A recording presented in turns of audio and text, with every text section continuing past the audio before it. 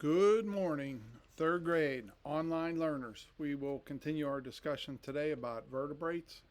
And I went on the website of the day and I printed out what the website looks like. I kind of like this website because it wasn't a bunch of text and a bunch of paragraphs, but it gave you some really nice pictures of what we're talking about that might make things a little bit easier to understand. So on the front page of this paper that I printed from today's website, it talks about mammals. They give birth to live young. They have hair or fur. Uh, Mammal mothers nurse their young with milk, and they are warm blooded. And it gives you some links that you could read more about the milk that they provide for their young, their warm and cold blooded, their appearance, and their mammal traits. So you can feel free to click on those links and learn more. It shows a picture, I believe, of a cat and maybe a pig also feeding their young. Reptiles have scales, not fur. They have dry skin. They usually lay eggs, sometimes live young. They are cold blooded. Again, it says read more about, and we have some links for eggs and reproduction, warm blooded and cold blooded, appearance, and all reptile traits. Next down is birds. They have feathers and wings. They lay eggs.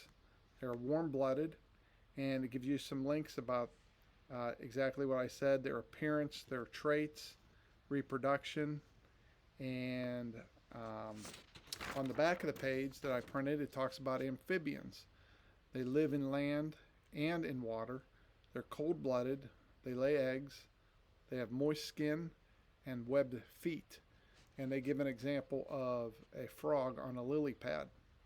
And the unique thing about that amphibian, it starts off as a fish, commonly known as a tadpole, and turns into something that no longer lives underwater and lives on land. And they also show a picture of a fish, breathe underwater using gills. They have scales and fins. They're cold blooded and they lay eggs. Below, they have different creatures, and they have a panda bear and a turtle, and it looks like a bear. So there's a lot more on this page than what you would think, because there are links to different pages that you can explore even further. So to me, it looked like a real kid-friendly third grade page to use.